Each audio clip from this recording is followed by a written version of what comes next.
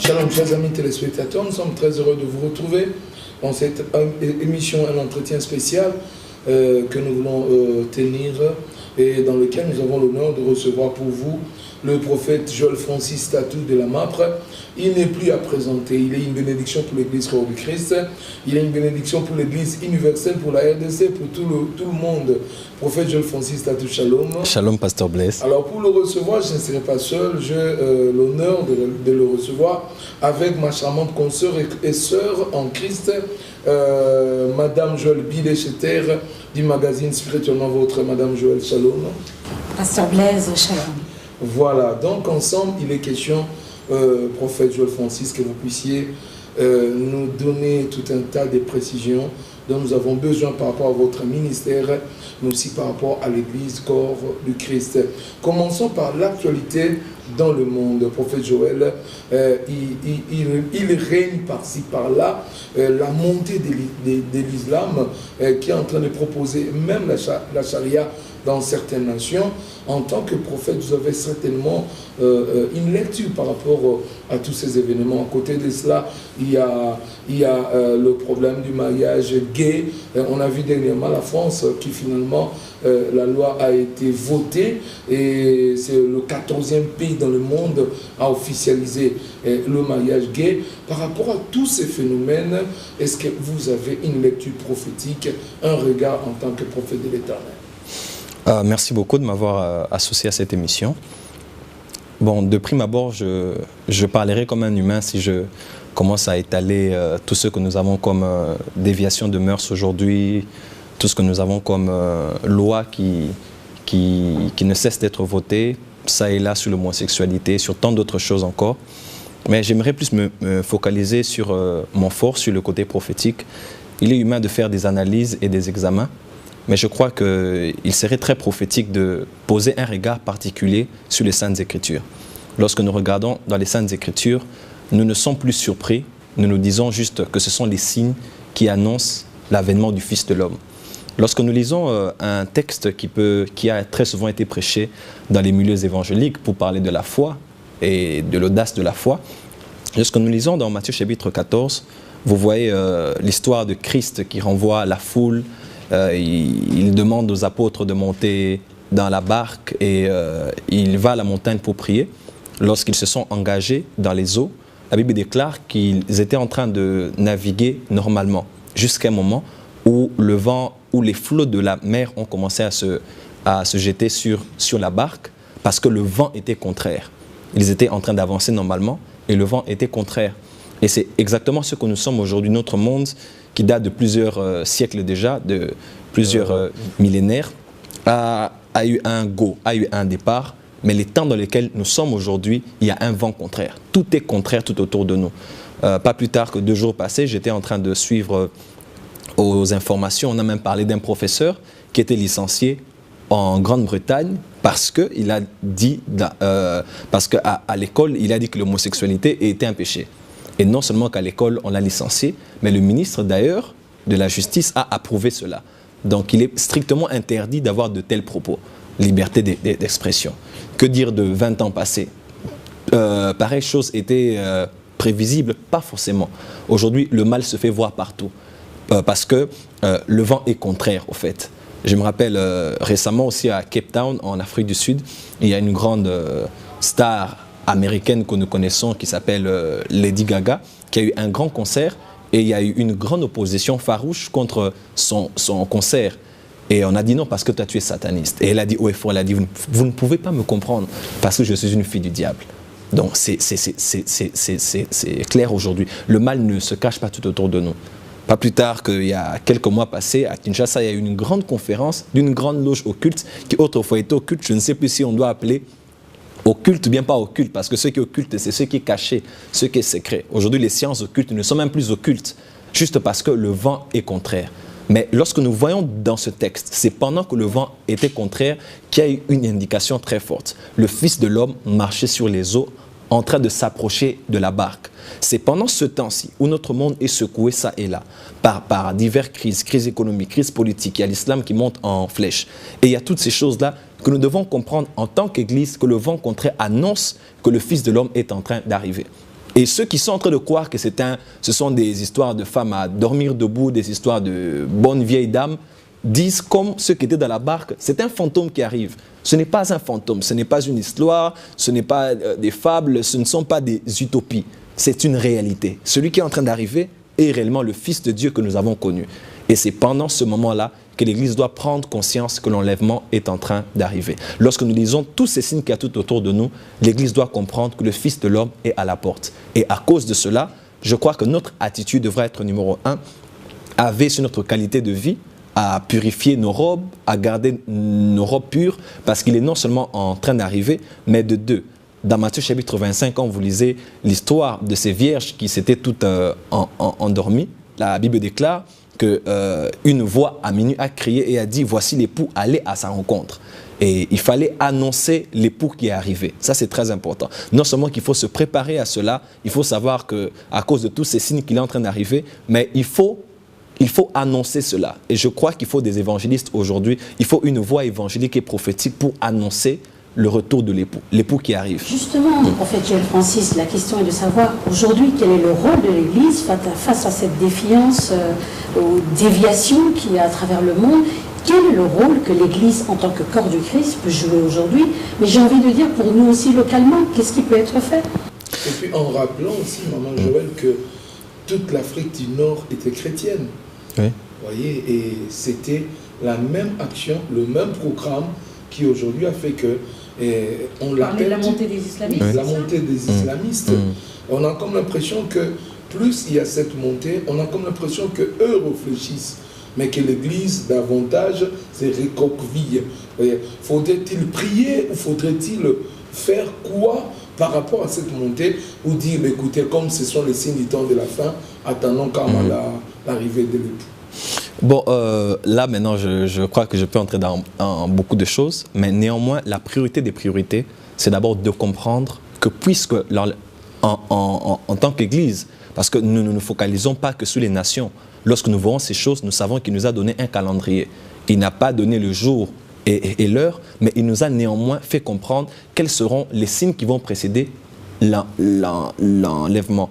Et je crois qu'à cause de ces choses, il est très important, avant que l'Église s'engage dans quoi que ce soit, de savoir qu'il est en train de revenir et qu'il revient de manière imminente. De 2, l'Église devrait se préparer à ça. L'Église doit se préparer à son retour. Cela est très capital, puisque si nous nous disons uniquement de voir notre engagement pour la transformation, pour le changement, pour améliorer les conditions de vie, je crois que nous pouvons passer à côté et être dans la distraction. Je crois que dans les priorités de Dieu, nous devons savoir que l'enlèvement est proche, que notre qualité de vie doit être tout à fait différente.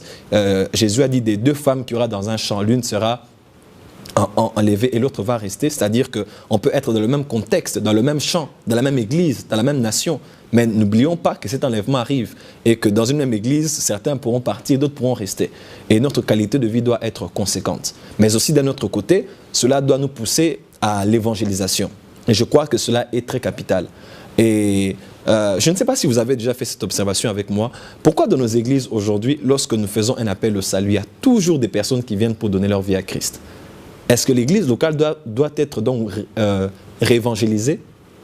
Est-ce que tous ce que nous avons comme membres des églises, sont-ils chrétiens ou bien sont-ils païens? Je crois que cela démontre du fait que nous avons un grand travail que nous devons faire. J'étais il y a de cela quelques années à la croisade de Renard Bonquet, qui avait eu lieu au stade Tata Raphaël. Il y avait 1 millier de gens. C'était extraordinaire. Il a prêché la parole et les malades ont été guéris. Et à peine je sortais à Victoire, j'ai vu qu'il y avait d'autres bars qui étaient pleins. Il y avait encore tout ce que vous connaissez au niveau du rond-point Victoire. Et le Saint-Esprit m'a parlé à l'Esprit, m'a dit, vous avez encore beaucoup de travail. Donc, je crois que notre priorité doit d'abord être l'évangélisation sur toutes ses formes. Il y a une autre préoccupation par rapport au Congo. Ça, c'est l'actualité mondiale. Mais s'il faut revenir dans notre pays, il y a 2 volets qui nous préoccupent. Le premier volet, c'est de voir aujourd'hui le Congo, le tableau, avant d'aborder l'aspect ecclésiastique, de voir le tableau qui est dans notre pays en termes de statistiques. On dit que c'est un pays où il y a 80% de chrétiens, 90 même. Mais si nous voyons les statistiques tenez, les dernières en date, c'est celle de PNUD, en ce qui concerne l'indice de développement humain, le Congo a été classé le dernier des nations. S'il faut prendre le climat des affaires, le doing business, le Congo a été classé 183e sur 186.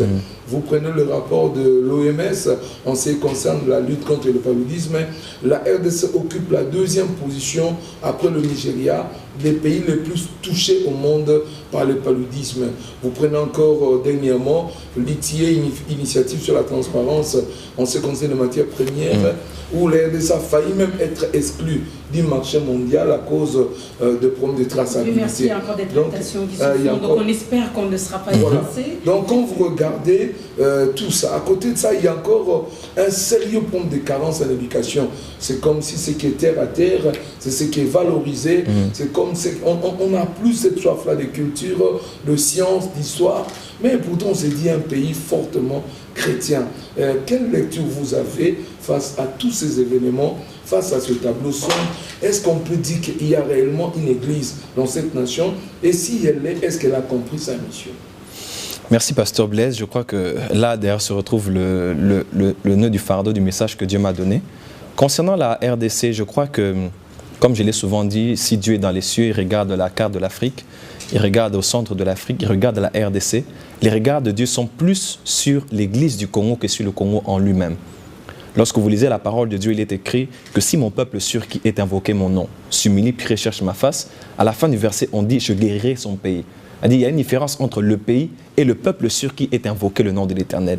Les conséquences se rabattent sur le pays, les avantages de ce que le peuple sur lequel est invoqué le nom de Dieu fait, les bénéfices et les avantages se rabattent sur le pays. Mais je crois que le problème, c'est d'abord le peuple sur lequel est invoqué le nom de l'Éternel. Vous me rappelez, je l'ai lu récemment dans un ouvrage, je crois que c'était en 1998, le président Museveni de l'Ouganda avait lancé une lutte contre la corruption très farouche. Et à la veille de cela, il a posé la question à un leader spirituel. Il a dit, il paraît que 80% de la population est chrétienne. Et le leader spirituel a dit oui. Il dit alors s'il y a 80% des chrétiens, il doit y avoir 20% de corruption. Là c'est clair. Il a dit il doit rester 20% pour la corruption. Et c'est par là que la lutte contre la corruption avait commencé. Et j'ai beaucoup aimé les chances qu'ils ont eues. Que dire du Congo? Nous nous vantons d'avoir 90% des chrétiens, certains même disent 99, tellement qu'il y a une grande... J'étais convaincu qu'il y en a. Oui, je suis souvent au bas Congo, tout le monde parle au nom de Dieu, je suis à l'est du pays, tout le monde parle au nom de Dieu. Mais je crois que le grand problème, c'est le problème de l'Église. Et je crois que l'Église a manqué à sa mission.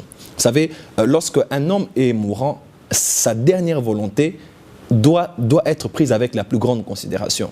Et Christ était en train de monter auprès du Père, il a dit tout pouvoir m'a été donné. Et ensuite il a dit allez et faites de toutes les nations des disciples.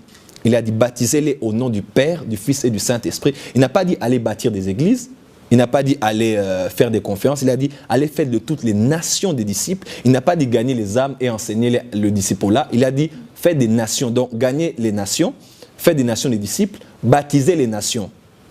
Est-ce que vous avez déjà réalisé ça? Souvent, nous disons, non, nous utilisons ce verset pour baptiser des individus. Jésus a dit baptiser des nations.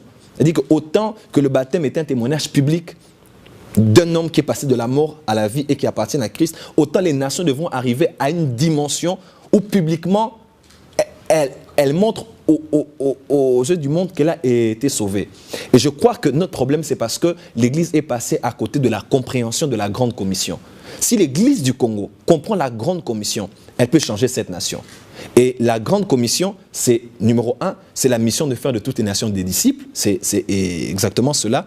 Numéro 2, c'est la mission de la transformation nationale.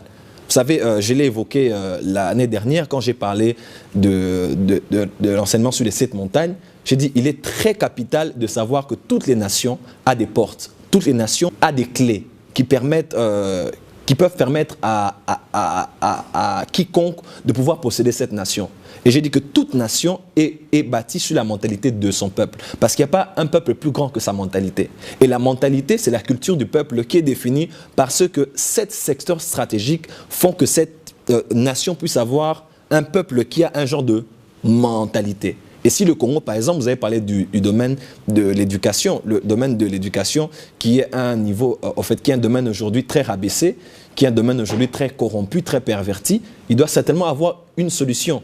Et je ne pense pas que la solution, c'est juste de dire à quelqu'un, sois sauvé et reçois Jésus. Je pense maintenant que c'est un problème de transformation de la mentalité. Et c'est là maintenant que l'Église doit comprendre que dans le cadre de la Grande Commission, nous sommes appelés à prendre possession des 7 montagnes, qui sont les 7 nations, qui sont 7 royaumes, qui nous permettent au fait, non seulement si nous influençons ces 7 domaines, nous pouvons influencer la culture de notre pays. Ces 7 montagnes qui sont la montagne de l'éducation, la montagne de la famille, la montagne des médias, la montagne du gouvernement ou bien de la politique, la montagne de l'économie ou bien du business, la montagne de la célébration et la montagne des médias. Et ce sont des 7 secteurs stratégiques dans lesquels l'Église doit se retrouver. Si elle possède ces secteurs, elle possède la mentalité directement. Et je crois que nous devons commencer un travail de transformation nationale. Et je crois que l'Église doit d'abord commencer par là. Un travail de transformation nationale. Oui. Parce que selon les dernières statistiques du ministère de Plan, je prends les statistiques de 2012, en termes de pourcentage, l'Église du Réveil vient actuellement en première position. 34% des Congolais sont des églises de réveil, 28% sont des églises catholiques, 27% de l'église protestante, et puis les autres religions se partagent les autres pourcentages. Mais on a comme l'impression que l'église du réveil, aujourd'hui, à l'heure actuelle, occupe 34%, c'est-à-dire le top position des églises au Congo, mais c'est une position non stratégique et non influente, parce que d'une part, il y a l'occultisme dans des banques, dans des entreprises et autres. On s'est dit, ben, écoutez, qu'est-ce que nous faisons? Est-ce n'est-ce pas là un christianisme dans des bâtiments, et une fois qu'on sort, il n'y a plus rien? En quelque sorte, la question, c'est que font les églises de réveil pour maximiser justement ce capital qu'ils ont? 34% des personnes qui viennent vers vous, qu'est-ce que vous en faites? C'est un constat amer, mais je crois que la solution, je vais la prendre juste de la réponse de ce que j'ai dit. Je pars aussi du fait de mon appel. Je crois que l'Église doit embrasser l'apostolique. L'un de nos grands problèmes aujourd'hui dans l'Église du Congo, nous avons défini le ministère apostolique. J'étais triste de constater que j'étais avec un journaliste un jour qui se réclame d'un apôtre. Et il connaît plus l'apôtre que l'apostolique. Il ne connaît pas l'apostolique. Et je crois que ça, c'est un problème sérieux. Parce que dès que l'Église comprend l'apostolique, l'Église comprend non seulement son rôle et la manière dont elle doit s'y prendre pour transformer une nation. Numéro 1, vous savez, quand Jésus-Christ est venu sur la terre, il a porté un message sur le royaume. Mais maintenant, ce royaume qui doit influencer la société, il a d'abord commencé à établir, non une église, il a dit je bâtirai mon église, mais il avait d'abord commencé à former une équipe de 12 apôtres. Pourquoi ne les a-t-il pas appelés prêtres? Pourquoi a-t-il utilisé un terme qui était du séculier pour les envoyer dans la société? Parce que s'il les appelait prêtres, il allait avoir un frein. Mais il les a appelés apostolos. Et tout le monde pouvait comprendre de quoi il s'agissait. Un apostolos, c'était un envoyé, un ambassadeur, mais c'était aussi tout le navire des colonisateurs. C'est-à-dire que lorsque les colons, dans le temps des Grecs, même des Phéniciens et plus tard les Romains, devaient étendre leur empire, tout le navire et l'équipage et les colons étaient appelés des apostolos. En fait, Jésus voulait étendre son royaume, mais il a d'abord commencé à établir l'apostolique. Et Paul a dit, Christ a établi premièrement dans l'Église, dans 1 Corinthiens 12, verset 28, il a établi premièrement dans l'Église les apôtres. Et premièrement veut dire proton en grec, d'où vient même le terme prototype. Proton veut dire premier en rang, en influence, en place et en force. Premier en rang. Donc, lorsque l'Église doit être première, l'Église doit embrasser l'apostolique. L'Église doit comprendre qu'elle est d'abord une Église colonisateur, et comprendre que nous sommes appelés à pouvoir transformer la société. Et je crois que tout part du message que nous avons. Vous savez, Je parlais avec quelqu'un, il m'a dit non, vous savez, par rapport au Congo, le Congo a beaucoup de problèmes et on doit commencer à révolter les gens, on doit commencer à amener les gens à la révolution. Je crois que le message du Congo ne doit plus être un message révolutionnaire. Vous savez, je suivais... Vous n'êtes plus d'accord avec ce message? Non, je ne suis plus d'accord avec les messages révolutionnaires. Le message de la révolution touche l'âme, mais le message de la transformation touche la mentalité. Le message de la révolution excite l'homme. Mais le message de la transformation change la mentalité. À la fin, après avoir écouté un message révolutionnaire, vous allez sortir avec des slogans. C'est-à-dire que le Congo doit 100% des chrétiens. Le Congo doit être un pays chrétien. C'est après avoir écouté un message de révolution. On quitte de là avec des slogans.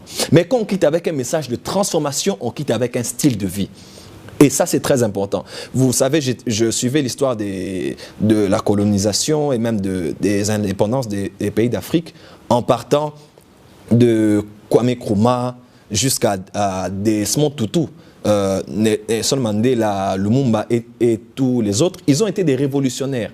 Mais après la révolution, le peuple est resté au même niveau, avec la même mentalité. Et aujourd'hui, moi, je ne crois pas que nous devons juste être là, non, le Congo doit changer, il faut un coup d'État, il faut ceci, cela, non. Après le coup d'État, après avoir créé et d'avoir pris le pouvoir, vous allez avoir un même peuple avec la même mentalité, un peuple qui sera juste surexcité, mais un peuple qui ne sera pas transformé. Voilà pourquoi je dis que l'Église aujourd'hui, en commençant par nos églises locales, nous devons revoir nos messages pour préparer les chrétiens à prendre possession de cette montagne, à être influents dans tous ces secteurs en manifestant non seulement la nature de Christ, mais aussi les valeurs du royaume. Avec la diversité des églises locales qui est ici, comment êtes-vous en mesure de faire passer le message que vous nous donnez maintenant? C'est celui de transformer les messages de toutes les églises. Comment y arriver? Je crois que je vais m'y prendre dans mon ministère. Je suis en train d'écrire un livre sur cela. Shift dans le leadership, je parle du pastoral à l'apostolique. Je suis en train d'expliquer comment bâtir une communauté apostolique. Je crois que l'un des grands freins aujourd'hui de la transformation du Congo, ce sont les pasteurs et les églises locales. C'est une déclaration assez forte. Oui. C'est ça ma question. Comment arriverez-vous à fédérer tous les pasteurs autour de la vision? Vous donnez maintenant celle de transformer le message de l'Église. Est-ce que tous les pasteurs, est-ce que toutes les églises, est-ce que toutes les communautés que nous avons sont prêtes, sont disposées, sont volontaires pour réellement changer ce message et apporter une transformation dans les nations? Je crois que nous pouvons mesurer la dimension de l'homme étant prêt ou pas prêt dans la mesure où nous l'avons déjà apporté ce message. Les gens n'ont pas encore écouté autre chose. Peut-être que ce message est là, mais ce message est très minimal. Je crois aujourd'hui, regardez avec moi dans les Saintes Écritures, Jésus était aussi rabbin, il enseignait aussi dans la synagogue, mais il a plus passé du temps à l'extérieur de la synagogue que de la synagogue, parce que le royaume qu'il avait apporté n'est pas pour les quatre murs, c'est pour la société. Et je crois aujourd'hui, comme je l'ai dit, c'est une déclaration forte que j'ai dite. Les grands freins du développement du Congo sont les pasteurs. En fait, ce sont les églises locales. Les églises locales. Oui. Et c'est assez fort, ce n'est pas une guerre que je lance, mais c'est une prise de conscience. Imaginez-vous aujourd'hui, le pasteur a la capacité de dire à un peuple affamé, vous n'allez pas manger pendant 7 jours, et les gens viennent, plus de 1000, plus de 2000, plus de 3000, affamés pendant 7 jours parce que l'homme de Dieu a parlé. Imaginez-vous qu'une dame maraîchère qui n'a pas assez à la fin du mois pour nouer les 2 bouts de mois, vous lui dites de prendre de son argent pour donner à la construction de l'église et elle le fait. Je crois que les pasteurs n'ont pas conscience du pouvoir qu'ils ont. S'ils peuvent recadrer leur message pour préparer les gens à la vie entre le lundi et le samedi, dans un message de transformation, je pense que quelque chose peut se passer. Mais quand au niveau des églises locales, pour nous l'église c'est pour l'église, c'est-à-dire qu'on vient là juste pour dire que tu vas recevoir ton mariage et ton voyage, mais on ne prépare pas les gens à transformer la société. Je pense que nous allons continuer à endormir les gens. Est-ce que vous pensez que, prophète, s'il faut que nous soyons concrets, oui. L'islam aujourd'hui s'impose, excusez-moi d'essayer de prendre le cas de l'islam, avec les moyens. Ils utilisent à gauche la doctrine, mais à droite les moyens. Est-ce que l'église du Congo peut-elle s'imposer sans moyens, seulement avec l'aura dont vous faites allusion? Est-ce que cela est possible? Un homme de Dieu a dit, nous ne serons jamais en mesure de posséder cette nation tant que nous serons toujours absents là où se prennent les grandes décisions, là où il y a toutes les questions économiques, l'Église du Congo est absente. Pensez-vous qu'elle peut prétendre dominer? J'ai, par la grâce de Dieu, dernièrement intervenu au palais présidentiel de l'un de nos pays africains, dans lequel j'ai apporté un message devant quelques membres du gouvernement et le couple présidentiel. À la fin de cette rencontre, j'ai parlé avec le directeur du protocole du chef de l'État. Et pendant que nous étions en entretien, il m'a dit quelque chose qui m'a beaucoup tiqué. Il m'a dit, prophète, ce ne sont pas les chrétiens qui manquent dans tous les secteurs. Et ça m'a beaucoup tiqué. Il m'a dit, remarque bien, même chez vous au Congo, ce ne sont pas les chrétiens qui manquent. Soyons sincères, il y a les chrétiens partout. Dans les banques, parmi les députés, parmi les sénateurs, il y en a partout. Mais l'un des grands problèmes, c'est qu'il m'a dit, mais les chrétiens ne connaissent pas la mission qu'ils ont une fois qu'ils ont été dans ce secteur de la société. Et il m'a partagé quelque chose qui m'a beaucoup marqué. Il m'a dit, prophète, je ne suis pas là où je suis pour l'argent, pour le salaire. Il me le disait devant sa femme. Il m'a dit, mais je suis là pour une mission. Et je crois réellement que le problème, ce n'est pas d'être représenté. Parce que pour être représenté au Congo, il y a des chrétiens partout. Et vous fréquentez plusieurs personnes de plusieurs classes sociales. Vous allez rencontrer des frères qui vont vous dire shalom, la paix du Seigneur, alléluia sœur. Mais le problème, c'est qu'ils ne comprennent pas la mission. Pourquoi est-ce qu'ils se retrouvent là? L'argent, ce n'est pas un problème. Je crois que les chrétiens ont l'argent. Mais le problème, c'est tant qu'ils ne comprennent pas ce pourquoi ils sont là, ils ne vont pas canaliser leur argent pour cela. Aujourd'hui, nous sommes distraits juste pour construire des temples. Et le programme de construction des églises, je n'ai rien contre ça. Je suis tout à fait d'accord que nous puissions honorer Dieu avec nos lieux de culte. Mais j'ai l'impression qu'on est plus focalisé au temple. Imaginez-vous qu'à la fin du mois, un pasteur fasse demande un compte rendu des finances qui sont entrées à l'église, mais on ne demande pas le nombre d'âmes qui ont été gagnées. Par exemple, on ne demande pas combien de séminaires nous avons eu pour préparer les chrétiens avocats à être des avocats tout à fait différents. Prêchés par des chrétiens avocats qui vont parler non seulement du royaume, pour que les chrétiens ne puissent pas aller parler au nom de Jésus forcément, mais puissent emmener les valeurs du royaume, de notre roi Jésus, dans le milieu juridique par exemple. Vous voyez? Donc moi je crois que l'église du Congo est distraite, surtout que le Congo est un pays prophétique. Notre nation ne devrait pas être à ce niveau. J'ai pris part, je vous ai dit récemment, à un concile apostolique qui a eu lieu ici en Afrique. Ça m'a étonné de voir que des pasteurs du Kenya, du Nigeria et des grands hommes de Dieu réfléchir, et à la fin on s'est posé la question. Bon, ils ont soulevé le sujet, ils ont dit, bon, nous avons parlé des nations, que doit-on faire pour le Congo, pour sauver le Congo? J'ai dit, oh, eh bien, je me suis dit, est-ce qu'il y a un coup d'État ici? On dit non. Quels sont les gens d'instituts bibliques, des écoles de mission, nous devons envoyer au Congo pour commencer à travailler la mentalité des Congolais? Et je crois que le problème est là. Je crois que ça m'a étonné du fait que nous ne sommes pas si conscients de ça. Et quand j'ai posé la question au leader, il m'a dit, vous ne savez pas, si le Congo se lève, c'est toute l'Afrique qui va se lever. Et vous êtes en train de nous mettre en retard. Tout ce que nous sommes aujourd'hui, c'est de votre faute. Vous voyez un peu cette conscience-là de notre réalité, non seulement de notre mission en tant que nation, mais l'église de cette nation, pire encore, nous n'avons aucun institut pour former les missionnaires, bien qu'il y en a. Les gens ne s'en intéressent pas. Mais nous sommes là dans la célébration, un peuple danseur, chanteur et loueur dans nos églises. Nous louons, nous dansons, mais après, rien. Il y a un autre aspect avant d'aborder d'autres questions. L'aspect conflit dans l'église. À vous entendre parler, je risque de situer ça aussi dans la grande distraction, parce qu'aujourd'hui, les pasteurs sont en train de battre le record de conflits dans les tribunaux. J'aimerais avoir votre point de vue là-dessus, les aînés, entre guillemets, mais il y a un sérieux problème d'injures à la télévision, de droit de réponse à la télé, il y a un sérieux problème de combat des doctrines, même un sérieux problème de personnalité. Où est-ce que nous allons avec l'Église? Vous, prophètes, vous êtes là. Je ne veux pas m'attarder forcément à commencer à étaler les problèmes que l'Église a aujourd'hui. Si je dois parler de votre épouse, je pense que je parlerai d'elle avec beaucoup de respect. Quel que soit ce qu'elle est, la manière dont elle est habillée, quel que soit son caractère, je parlerai d'elle en public autrement. Et je ne veux pas être là pour étaler l'Église de Jésus-Christ au Congo, commencer à parler de tout ce qu'elle vit de mal. Mais mon rôle à moi, c'est de réveiller les gens, c'est d'emmener les chrétiens à prendre conscience. Et je crois que parler de la distraction, ce n'est pas une mauvaise chose. Je crois qu'il faut... C'est la raison pour laquelle ce feu est en train de brûler en moi, pour pouvoir commencer les conférences que j'ai déjà prévues. Je ne pense pas avoir la prétention de dire que j'ai le monopole des messages, mais je crois que ces choses sont en train d'être faites aussi ça et là. Mais je crois qu'on doit encore vraiment crier haut et fort. J'ai posé la question à l'un des fils du pasteur Sunday Adelaja, qui est l'homme qui a la plus grande église en Europe, en Ukraine. C'est un homme qui fait un travail exceptionnel.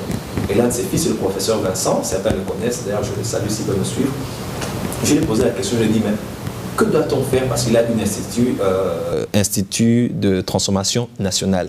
Et leur fardeau, c'est sur l'Afrique. On enseigne non seulement l'histoire de la colonisation, on enseigne sur l'histoire de l'Afrique, mais on parle du leadership et comment on doit former des leaders pour changer une nation. Donc, voyez un peu ce genre de formations qui sont très adaptées à notre contexte. Je lui ai posé la question, c'est quoi le problème du Congo? Que doit-on faire pour le Congo? Et il m'a beaucoup bouleversé.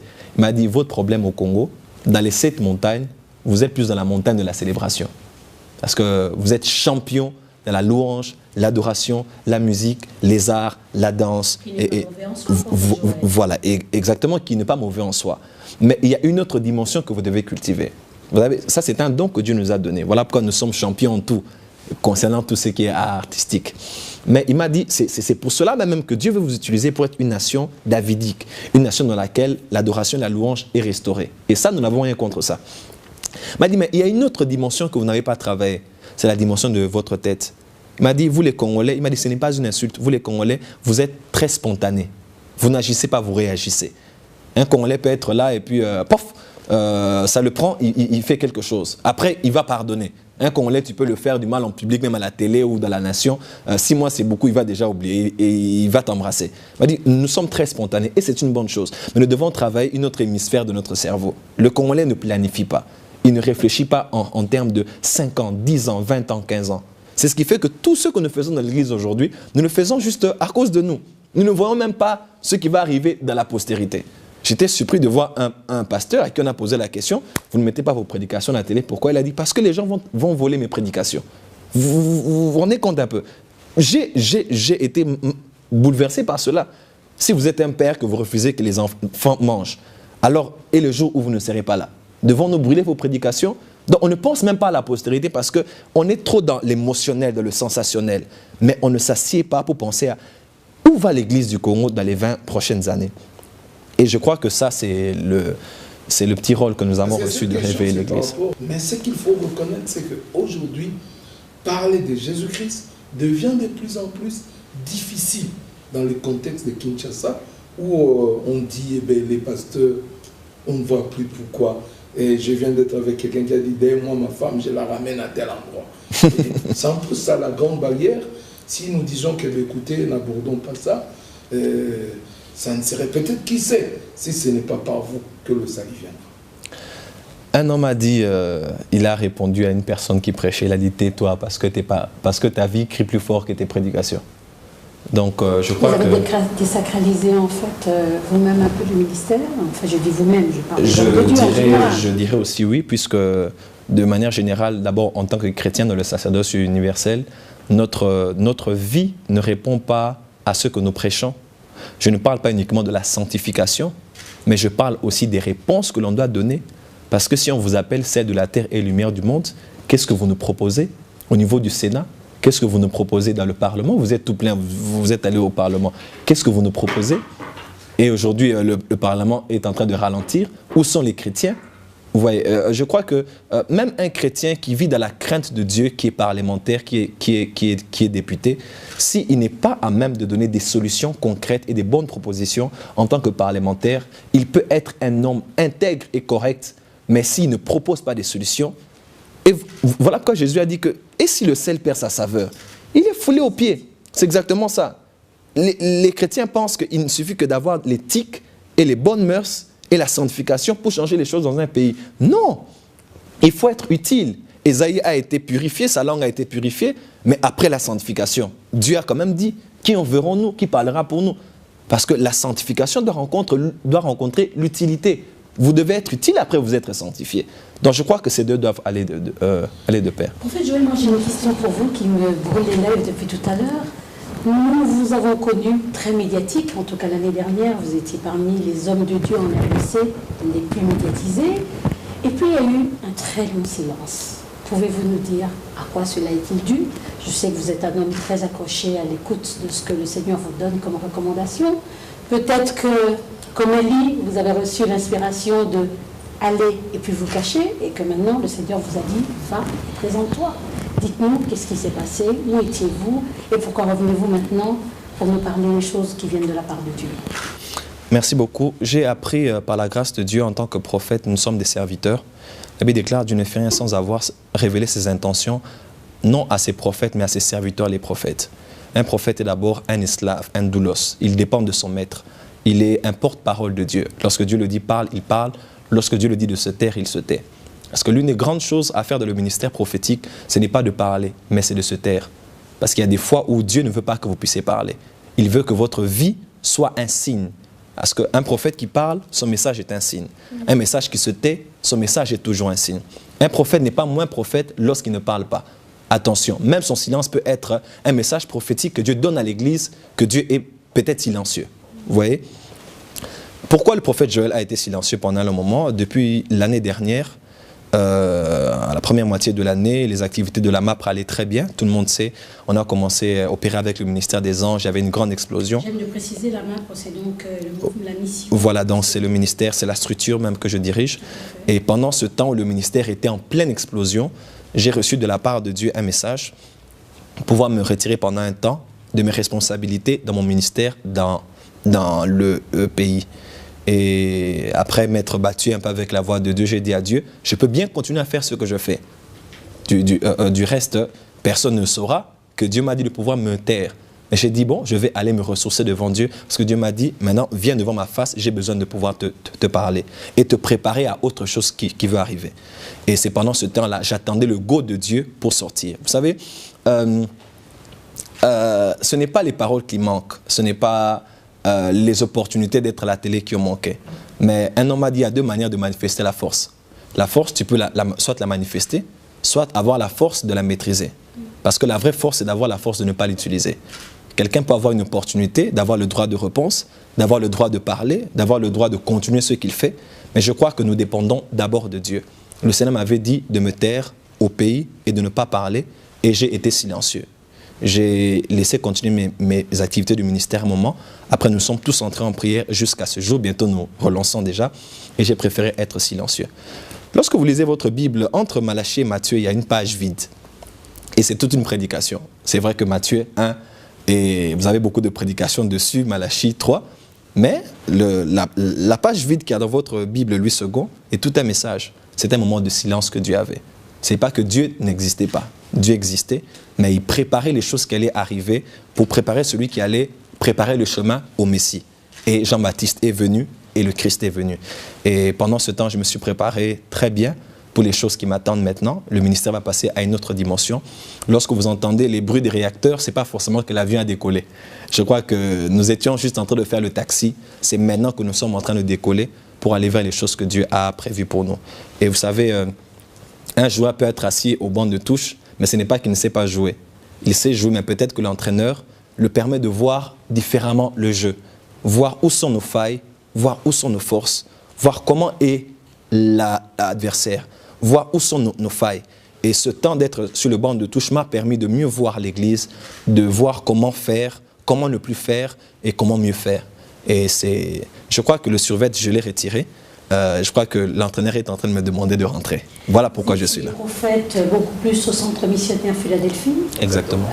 Vos rapports aujourd'hui avec le pasteur Roland Dallot, d'autant plus qu'on sait que vous êtes officiellement retiré, enfin vous faites partie de l'Église. Alors quels sont vos rapports avec le pasteur Roland Dallot? Oui, nos rapports sont très bons. J'étais avec le pasteur au bureau récemment, nous avons parlé. Pas très longtemps, j'étais aussi à l'église au culte du jeudi. Le centre missionnaire Philadelphie, c'est mon église. Je crois que j'ai été appelé au ministère avant que Philadelphie ne soit. J'ai commencé la MAPRE d'ailleurs avant que l'église ne soit. C'est par l'appel du pasteur que j'ai travaillé d'ailleurs avant que l'église ne puisse paraître en public à la retraite. Et quand l'église a commencé, Dieu sait, et ceux de la CMP, de ma famille de Philadelphie, savent combien nous avons travaillé. Nous avons travaillé d'arrache-pied au début de l'église et jusqu'à ce que l'église puisse avancer. Dans le peu de ce que Dieu nous donnait de pouvoir faire, nous avons quand même apporté ce que nous avions. Et c'est le pasteur qui m'avait sollicité pour qu'on puisse travailler. Je n'étais pas pasteur assistant, j'étais pasteur associé à l'œuvre de Philadelphie, c'est-à-dire toute association peut être adhérée à durée indéterminée et à durée déterminée. Mais lui et moi, lorsque nous avons parlé pour que je puisse adhérer à Philadelphie, après qu'il m'ait sollicité, que je puisse venir travailler, nous étions d'accord sur une chose et il me l'avait dit que ça sera pour un temps. Dieu l'a parlé pour moi, qu'il allait me diriger jusqu'à un moment où il allait me lâcher. Et il m'a appelé pour me dire qu'il, pour des raisons particulières, et finalement qu'il avait compris que pour Dieu c'était fini, que je devais continuer mon chemin. Donc avec mon pasteur, je n'ai aucun problème. J'étais avec lui dernièrement, il a prié pour moi. Et c'est vrai qu'il y a toujours autour de toute séparation, il y a toujours une grande tristesse parce qu'on aurait voulu continuer, on aurait voulu avancer ensemble. Mais je suis toujours de Philadelphie, de la grande famille de Philadelphie. Je suis là, c'est toujours mon église avec mon pasteur, tout va très bien. Est-ce qu'aujourd'hui, le prophète Joël Francis Tatou a tiré des leçons pendant tout ce moment de silence par rapport à tout ce qui se raconte aussi à gauche, à droite? Le prophète a été exclu, excommunié et autres. Et en plus, il y a des gens qui attendent cette question. Je l'ai posée il y a 3 ans, je la repose encore. Si vous pouvez nous donner le scoop de connaître au moins quand est-ce que vous vous mariez. Cette question est attendue de tout le sang. Comme ça, on fixe les idées une fois pour toutes. Vraiment. Je crois que par éducation familiale, je n'ai pas appris à répondre à tout ce qui se dit ça et là. En tant que serviteur de Dieu, j'étais au bas des pieds du pasteur Roland et il était dans une église qu'il a quittée aussi. J'étais avec lui, je ne l'ai jamais vu répondre à qui que ce soit qui aurait dit ceci ou cela sur lui. Donc, de par mon éducation chrétienne, familiale, mais aussi de l'église dans laquelle je suis, je n'ai pas tiré comme exemple de pouvoir répondre à ce qui se dit ça et là. Je suis à Kinshasa, je suis là. Beaucoup de gens se posent la question, suis-je en Russie? Je suis là, voilà, en Turquie. Je suis là, je suis à Kinshasa. Nous sommes en train d'avancer avec Dieu. Les choses, autour de toute séparation, il y a beaucoup de choses qui se disent, beaucoup. Je refuse de parler de plusieurs séparations qu'il y a eu dans la ville, entre pasteur et pasteur, entre musicien et musicien. Mais Christ n'a pas été moins prêché. Aujourd'hui, permettez-moi de citer Franck Moulage qui était avec Alain Moloto, tout autour de la séparation. Il y a eu beaucoup de choses qui ont été dites. Mais est-ce que Christ n'est pas glorifié dans Écho d'adoration? Christ n'est plus glorifié dans Gaël. Je crois que ces choses nous permettent juste de pouvoir avancer. Le plus important. Le prophète se marie très bientôt. Très bientôt, il est officiellement fiancé. Tout droit vers le mariage, préparez vos costumes. Et voilà. Nous aurons des invitations bientôt. Oui. Merci, prophète. Donc, il faut retenir que vous continuez à entretenir de très bonnes relations avec le pasteur Roland. De très bonnes relations.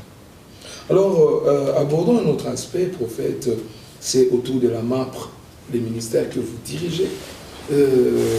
Est-ce que vous n'avez pas l'impression que ces ministères, qui a pourtant une vocation internationale, mais jusque-là, n'est plus identifié plus par rapport à vous en tant qu'individu, qu'au lieu d'engendrer un fardeau dans les cœurs des enfants de Dieu. Et nous avons un peu peur, demain, après-demain, si vous n'êtes plus là, est-ce que MAPRE va continuer? C'est une impression, mais je ne pense pas que ce soit un débat particulier. C'est une impression. Benin Ministries, vous voyez Benin, vous ne verrez pas quelqu'un d'autre. Comme vous voyez les églises de la place, vous les identifiez à des leaders. C'est tout à fait normal qu'on identifie un ministère à son leader, mais la mission que nous faisons ne retourne pas sur le prophète Joël.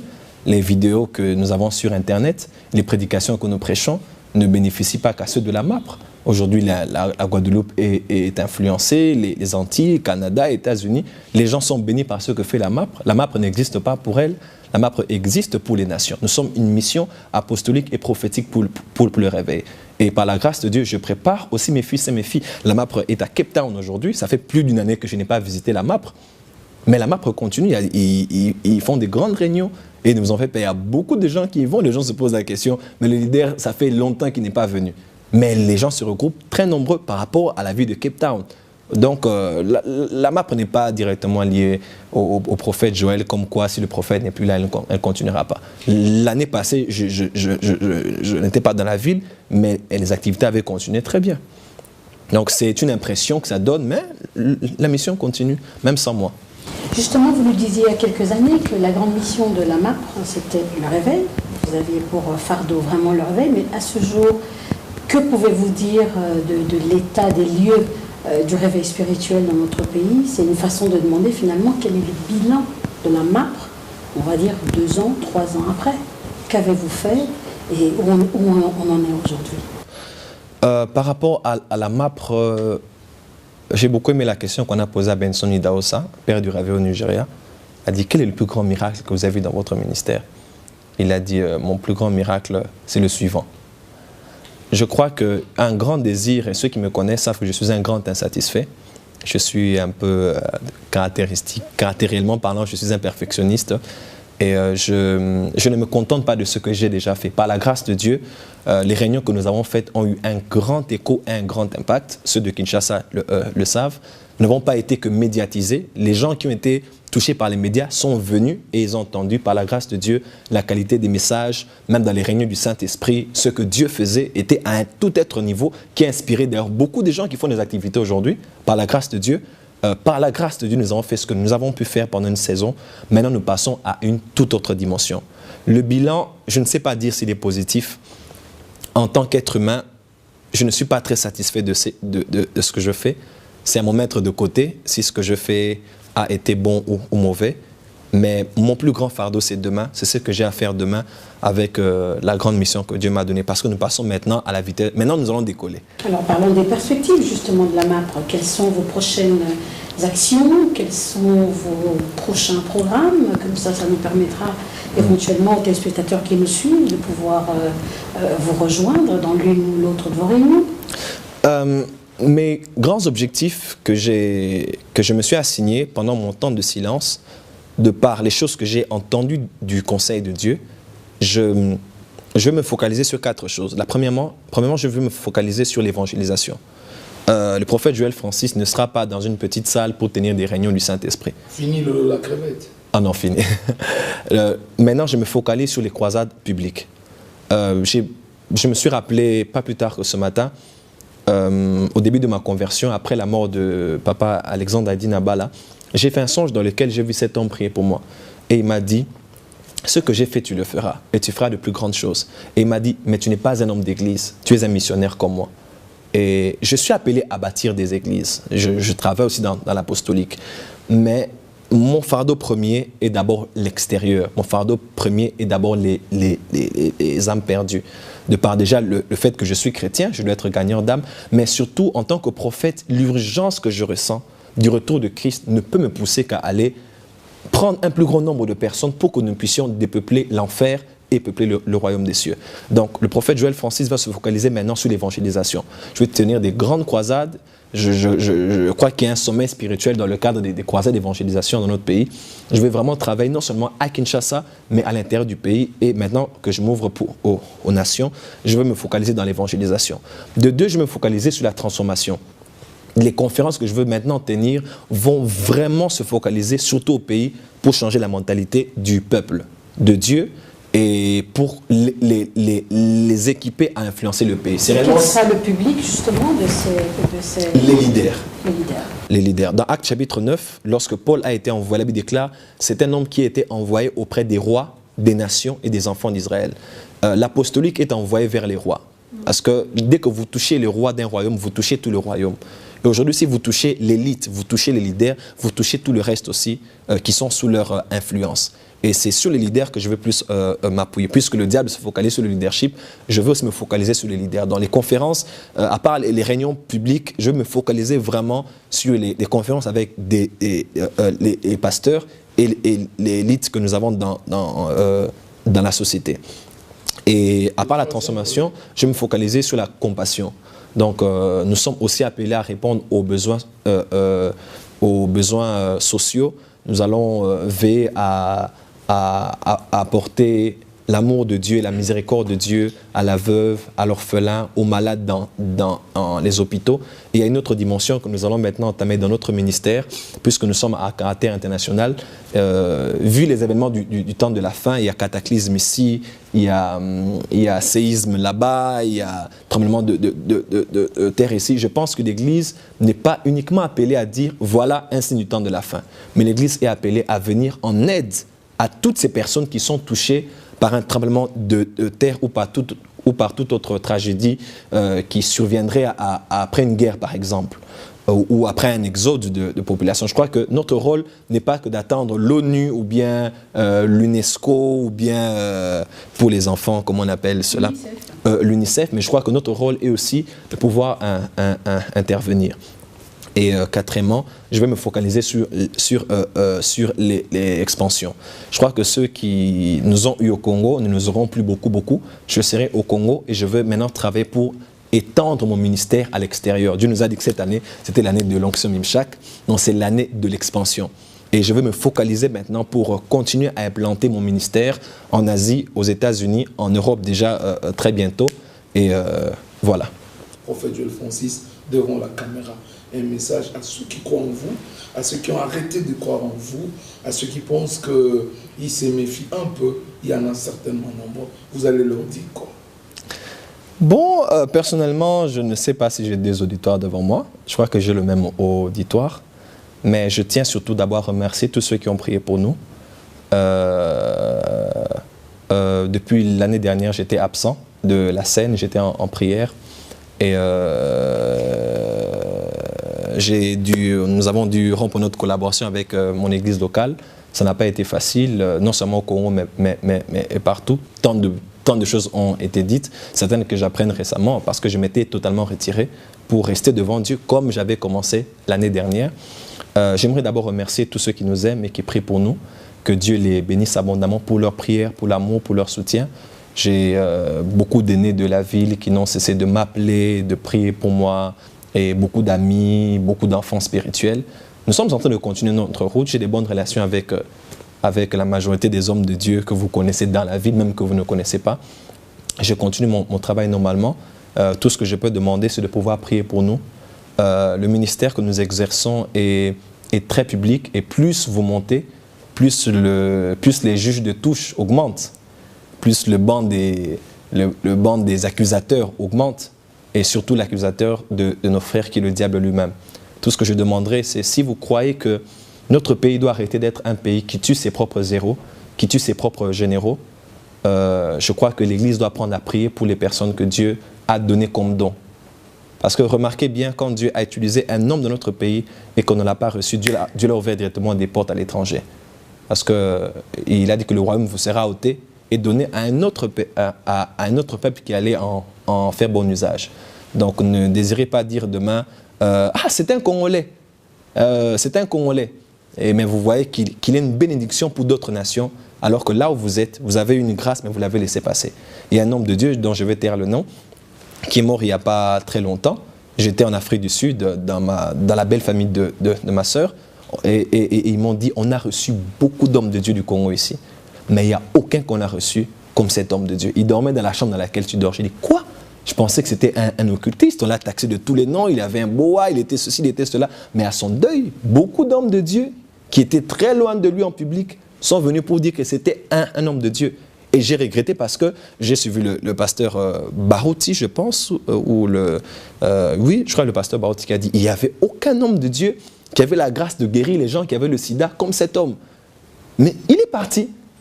Mais pendant de son vivant, on disait qu'il était magicien, qu'il avait des fétiches, et on est passé à côté. Mais c'est la Namibie qui a été bénie, mais c'est l'Afrique du Sud qui a été bénie, mais c'est le Swaziland qui a été béni, et c'est beaucoup de nations qui ont été bénies juste parce que... Bon, bref, Jésus avait dit dans Luc 14, je vous enverrai des apôtres et des prophètes, vous tuerez les uns, vous persécuterez les autres. Ce sont des choses qui sont courantes encore de nos jours. En fait, Joël, on reproche aux hommes de Dieu congolais de ne pas souvent pérenniser leur message dans des ouvrages. Et vous, principalement, est-ce que vous avez pensé à écrire? Et si c'est le cas, à quand la prochaine publication? Voilà.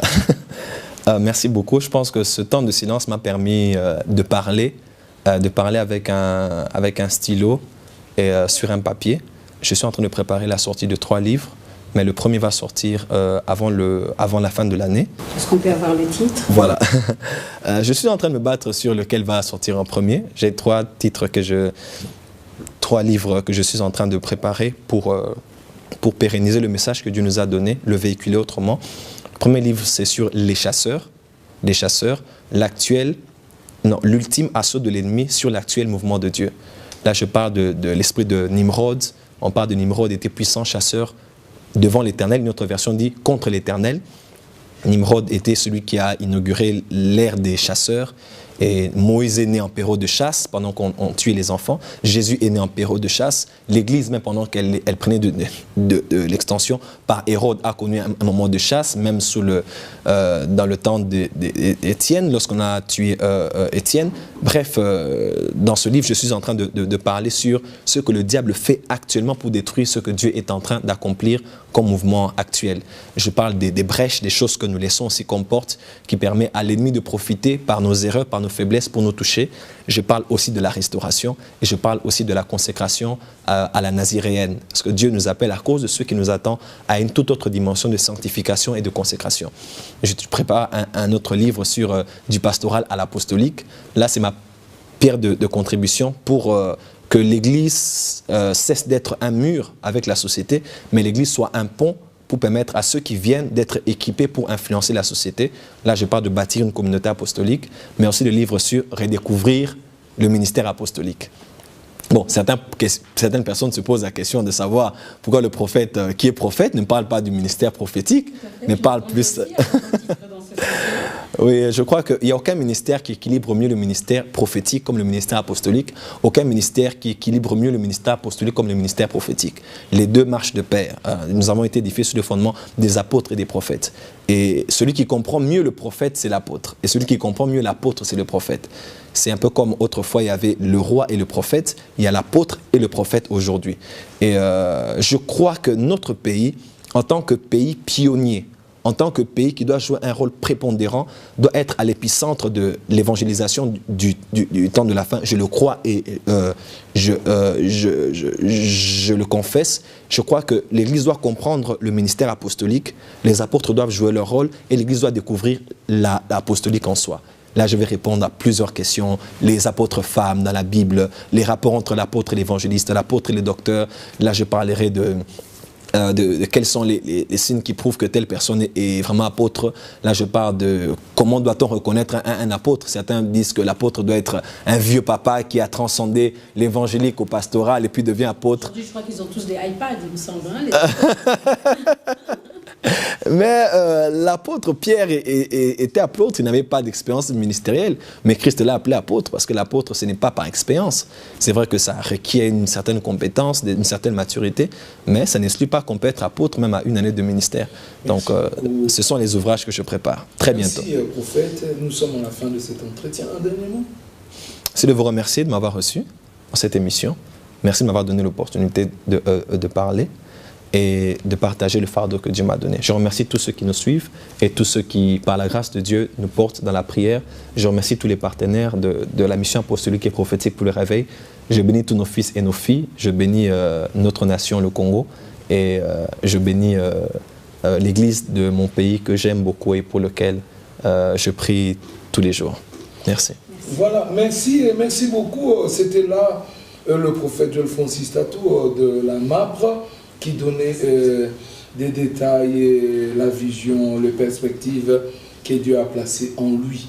Tout le plaisir était pour moi de présenter cette émission, mais c'était plus un honneur d'avoir à mes côtés la charmante Joëlle Guillet. Merci beaucoup, spirituellement vôtre. Un joli magazine qui marche. Merci beaucoup, pasteur. Que nous encourageons. À la prochaine. Bye bye.